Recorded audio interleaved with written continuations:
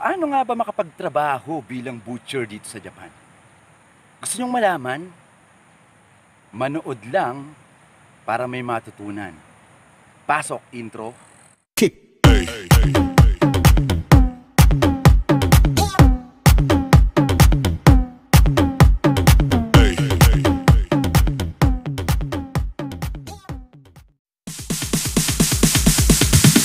Sorry ass DJ.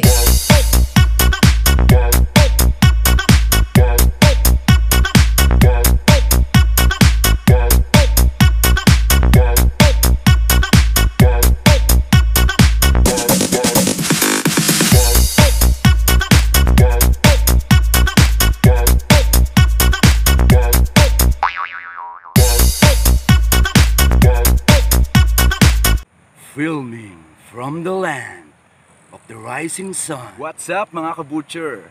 You are watching Ludi on It and welcome to this channel.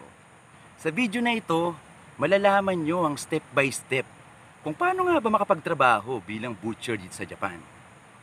So without any further ado, let's start.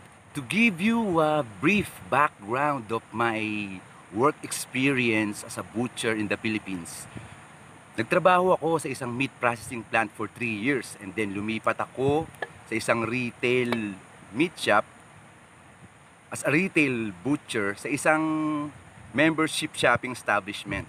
So nakita ko sa isang website na hiring ang Japan ng butcher. So nag-apply ako, pinuntahan ko yung agency and then usual process, dinala ko yung mga documents na kailangan.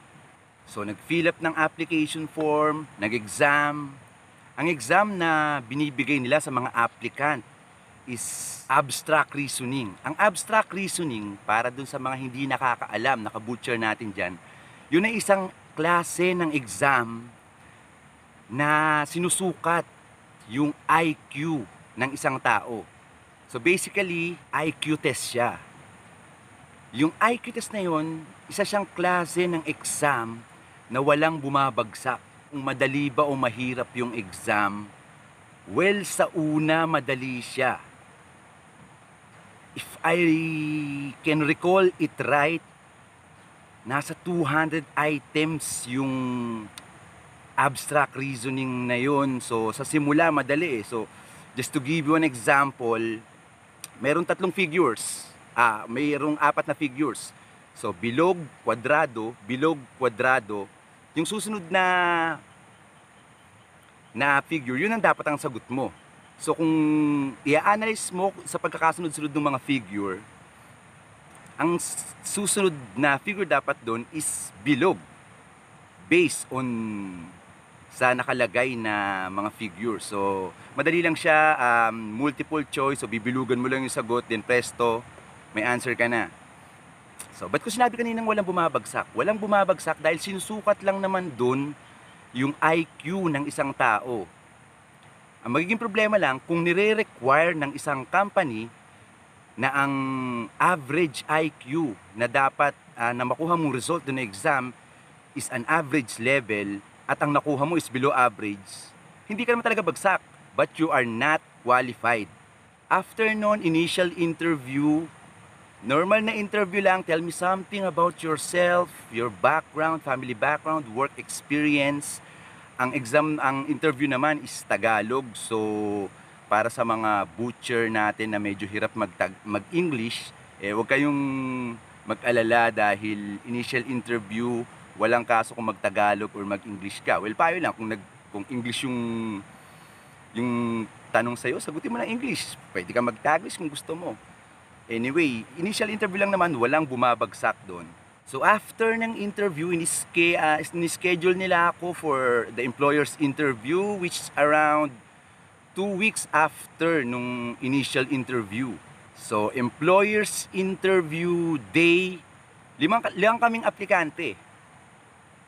Hindi ko alam na isa lang pala ang kukunin na butcher nung employer. So, medyo dikit ang laban dahil out of 5 applicants, isa lang yung kukunin nila. Ang employer ay Hapon, Japanese, na hindi marunong mag-English.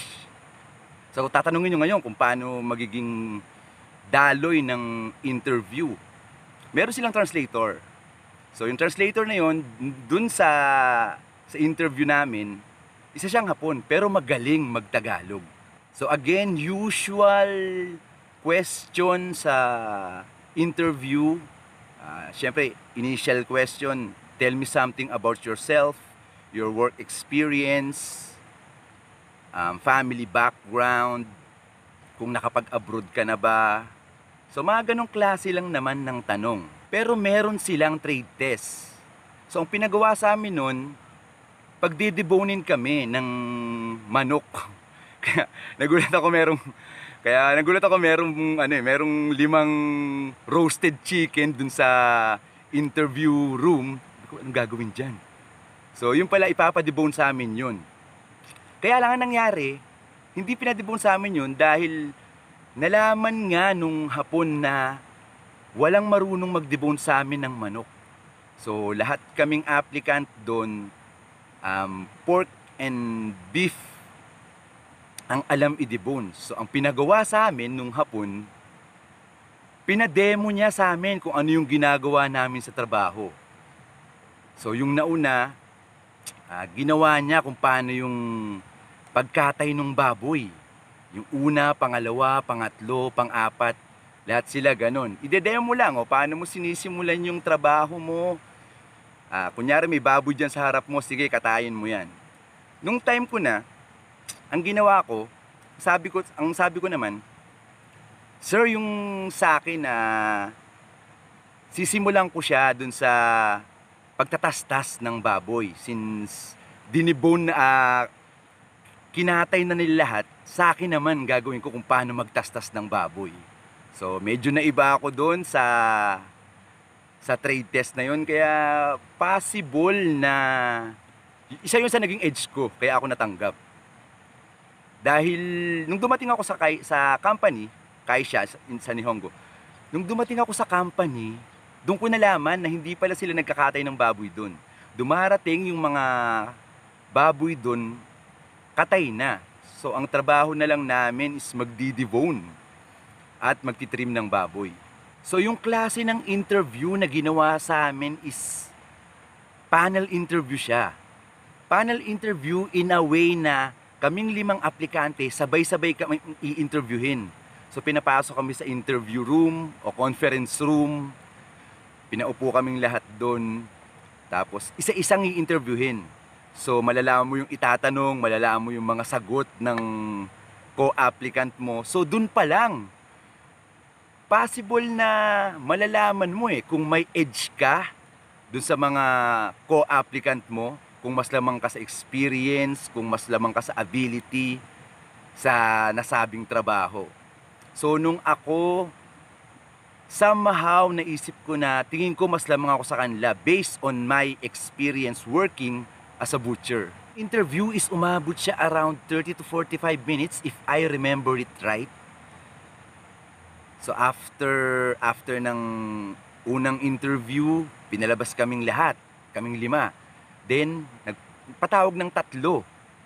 So pinabalik yung 3 sa kwarto, tas interview uli, another set of questionnaires. And then pinalabas uli kami, and then nagpatawag ng 2. So pagkapasok naming 2, kinongratulate na ako ng translator. Ako nga daw yung napili nila. Ngayon kung tatanungin nyo kung bakit 2 pa kaming pinabalik, kasi yung isa doon, isa siyang reserve. Ano ang magiging papel ng reserve?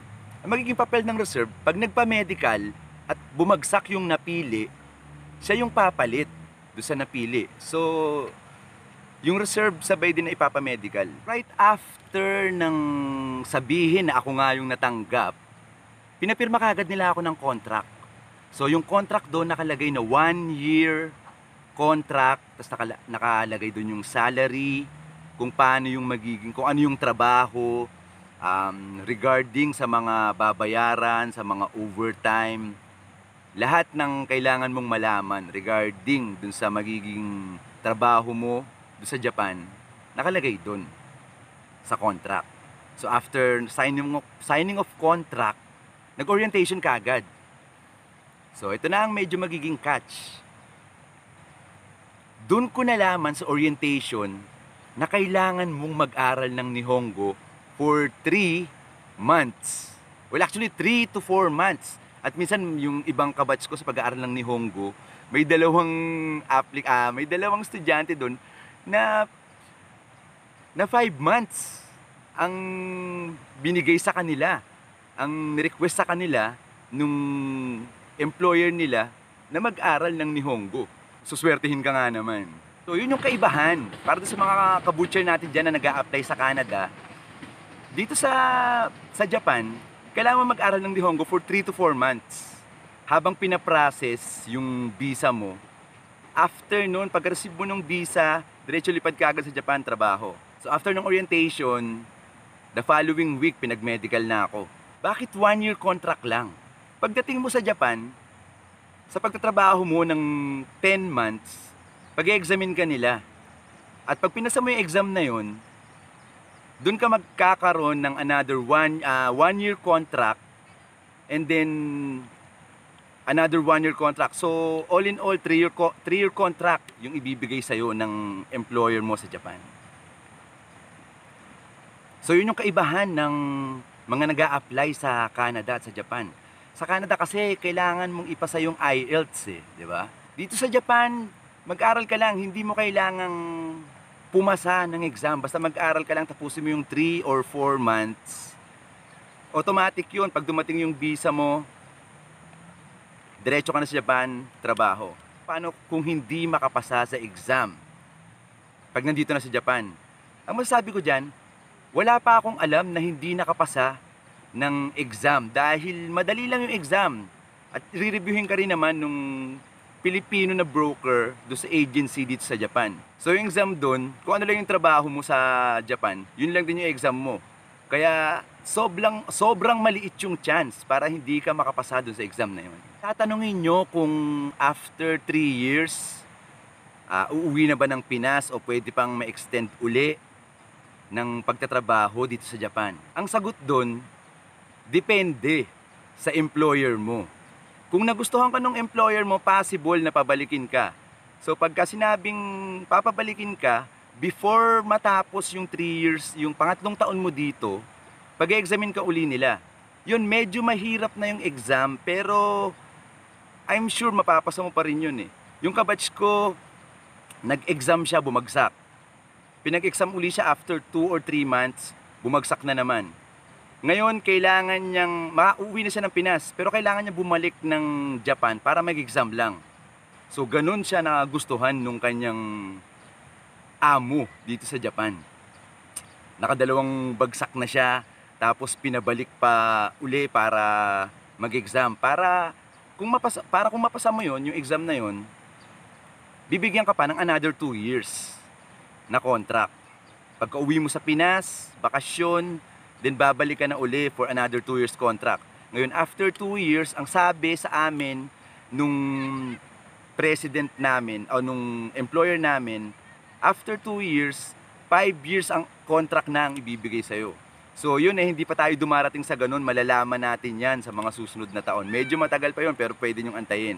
So that's about it mga kabutcher. Kung may mga katanungan kayo, tanong lang sa comment section and I'll make sure na sasagutin yung mga katanungan na yan. Kung hindi ko man siya masagot through comment section, I'll make sure na sa susunod na video na i-upload ko, yung mga katanungan na yan, sasagutin natin doon sa video na i-upload ko. So please, sige lang, mag-comment lang kayo, magtanong lang kayo. Anything na gusto nyong malaman, lahat, kahit hindi related dito sa trabaho na to, sasagutin natin yan. So para sa mga kabutcher natin dyan na gustong magpa-shoutout, type lang kayo sa comment section at susunod na video na i-upload natin, shoutout natin kayo. At sisimulan ko na rin, shoutout sa mga Filipino butchers dyan sa Canada, sila Dudes Miranda, sila Dimple Arevalos, Emersonic. Marami ng mga nagbablog na mga Filipino butchers dyan regarding sa trabaho nila dun sa Canada. Sila yung nagbigay ng influence sa akin para gumawa rin ng video na ito para makatulong sa mga kababayan natin dyan sa Pilipinas na nangangarap na makapag-abroad at mabigyan ng magandang buhay ang kanilang mga pamilya. Filipino butchers around the world, I'm inviting you Diyan sa part ng Europe, sa Czech Republic, sa Poland, alam ko may mga Filipino butchers na nagtatrabaho na diyan. Sa New Zealand, may napanood ako na Filipino butcher dyan na gumagawa rin ng video regarding sa trabaho nila. So I inviting you all na gumawa rin ng video na gaya nito para naman makatulong tayo sa mga kababayan natin na gustong mag-abroad at mabigyan ng magandang buhay ang pamilya nila. So before we end this video, please click the subscribe and bell icon para naman mas ganahan kaming gumawa ng video na ina-upload namin dito sa YouTube. At kung hindi rin naman kalabisan, isama nyo na rin yung like icon para na mas makilala yung video na ito at mas mapanood ng mga butcher sa Pilipinas. Yun lang, thank you very much for watching. See you on my next video. Kampay.